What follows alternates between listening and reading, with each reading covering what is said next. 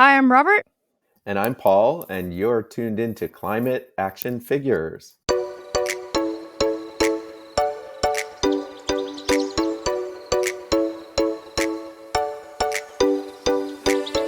Well, hello and welcome to another edition of Climate Action Figures. My name, as always, is John Whidden, and this week on the show, you get to meet a graphic novelist and one of his young readers.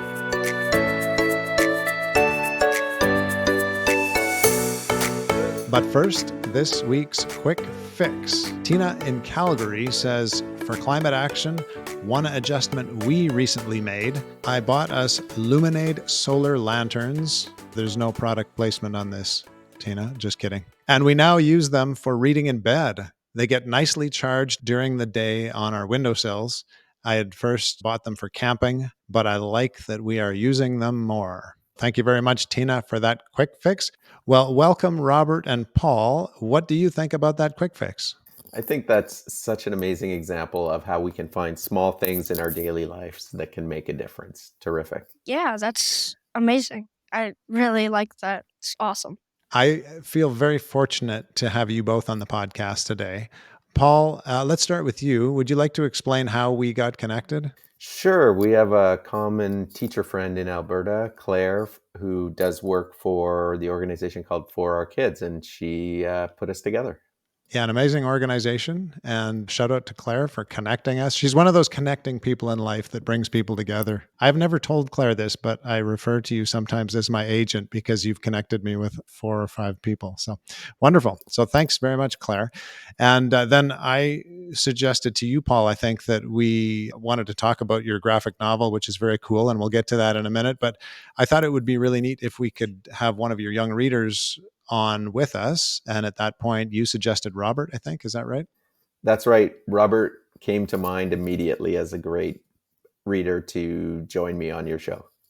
He actually interviewed you. I was very impressed to learn and watch. And so, to our listener, you can go on YouTube and look that up. We're going to give you some connection points to that in just a minute. But then, Robert, I got in touch with you and you mentioned your YouTube channel. I have to say, this guy is hilarious and very serious all at the same time. It's amazing. I will absolutely put a link to his YouTube channel on social media. So let me bring you both together then and ask how you two met. I started reading his book, and we basically just met on social media. So, Robert, once you had connected with Paul and read his graphic novel, for those of you on YouTube, you can see it. If you're listening to the podcast, sorry. But what did you think about the graphic novel when you read it? Steve and Eve Save the Planet. We'll plug the name there too. Yeah. I really liked how it was very kid friendly and it was very expressing on how important the ice caps and the animals in the north are. It's a great story. Also, great artwork, like the Northern Lights theme that runs throughout it. The bear has Steve's the bear, right? Steve's the bear. Steve's got these paws that have Northern Lights colors, and they eventually drip and heal things. It's very cool, and the artwork plays so beautifully into that. I'll just ask you, Paul, what are the origins of this graphic novel that you've created here? Sure. It all started actually, hard to believe, 8 years ago when my now 16-year-old daughter was only 8 years old, and we first test drove an electric car, and she hugged it. Uh, and she expressed to me, she didn't know why her dad loved electric cars, but she felt that they were somehow gentler and kinder for the planet because they were quiet and they weren't stinky and they weren't hot. And that triggered in me this realization that kids just understand what's easier on the planet before we start to even try as parents to teach them. And wouldn't that make a good kids book? And it took a lot of years, but that was the seed that was planted that began this journey. I can picture the big white polar bear hugging the car in one of the scenes. Was that the scene of your daughter hugging that car? You're on it. Exactly. That is the scene. And there are a number of little elements in the book that my kids, both of them, relate to, because they're things that they did that probably taught their dad something about a child's outlook towards the planet and the environment. Robert, when you think back to that story and the images you saw in the graphic novel, what comes back to your mind right away? What really stuck with you about that story? So I like how in the story he kind of heals everything he touches. For example, when the group of friends are fighting, he starts to calm the fight down, for example. Paul, as you're listening to this, I see you smiling. When you hear people talking about this, does it bring a different perspective to this story to you? Yeah, it does. I love listening to kids' interpretation of the story, and what Robert's touching on there is a fundamental message in the book is that really kindness heals everything. Kindness is the root for healing the planet. And Steve the bear and his magical paws, they're fueled by kindness. And when everyone's kind, Steve's powers to heal the planet go into high gear. Now, from the time you finished this work to now, has your view of it changed in any significant way? That's a great question. Not too much. I think if anything, my hope has been elevated by the reaction to the story and to the subject matter becoming all that more common in schools, common around dinner tables. So I think since my work started, my hope level has only gone up. Oh, that's great. Now, did I hear correctly that there will be another potential book in this series? Yes, it was designed to be a series, as most successful graphic novels are, and we're working on the second book. Stay tuned. All right. Robert, do you have any suggestions as he goes into writing the second book in the series? Not really. I'm just excited. No? Just curious to know what's happening next, right? Yep. Now, Paul, can we give a copy or two away today? Or two, I'm pushing my luck here. Yeah, absolutely. Let's give a couple away. Well, that's very kind of you. And I would love to do that just by saying the first two people who contact us via social media or our email address, let's just plug those while we're at it. It's climateactionfigures@gmail.com. That's all one word. And you can find us on social media at climateactionfigures. First two people that contact us get their very own copy delivered to their door. So thanks very much for that, Paul.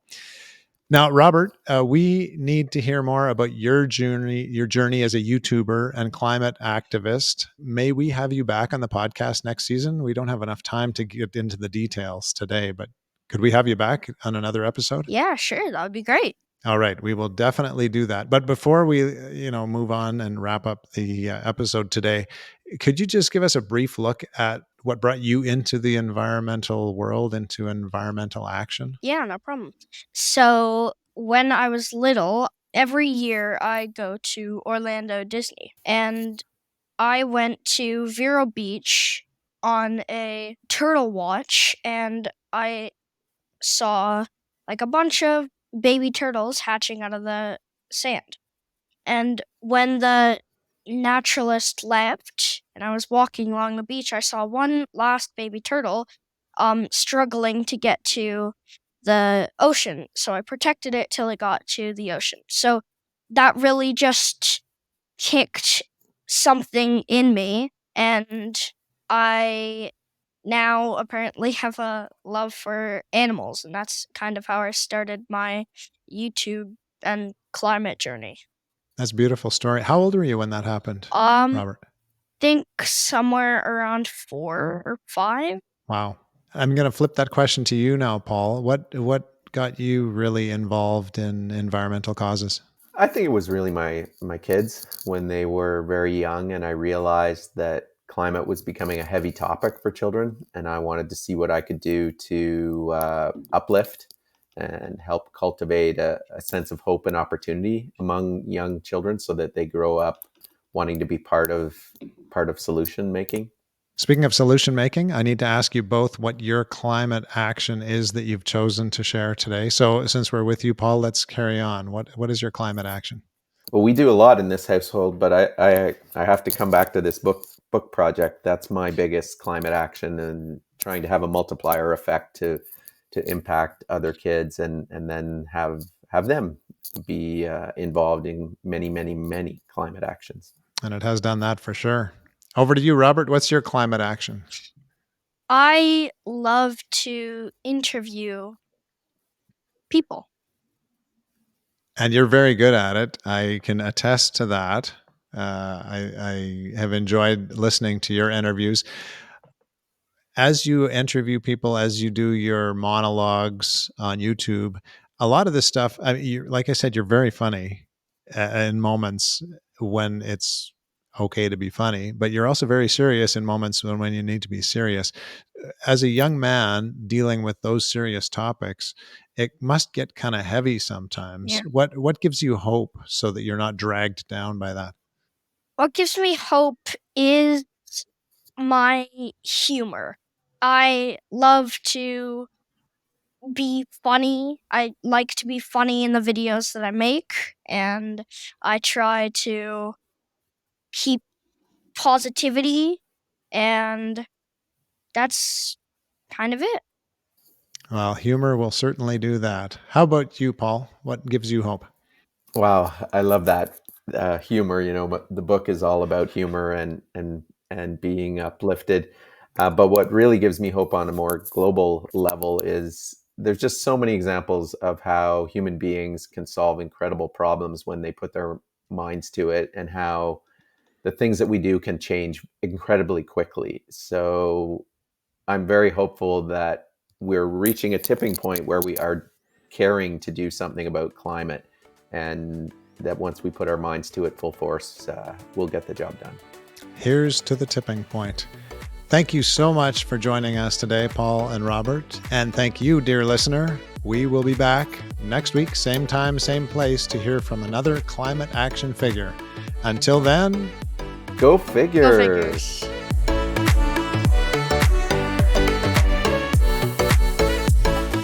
This has been Climate Action Figures. Our show is produced and hosted by John Whidden. Our creative consultant is Kayla McIntosh. Our theme song is Hawaii Vacation by Tovari. You can find us on Instagram, Facebook, and YouTube at Climate Action Figures. That's all one word. And if you have any other questions or comments that arose from this or any episode, feel free to reach out to us at climateactionfigures@gmail.com. And thank you for listening. We'll be back next week with another Climate Action Figure.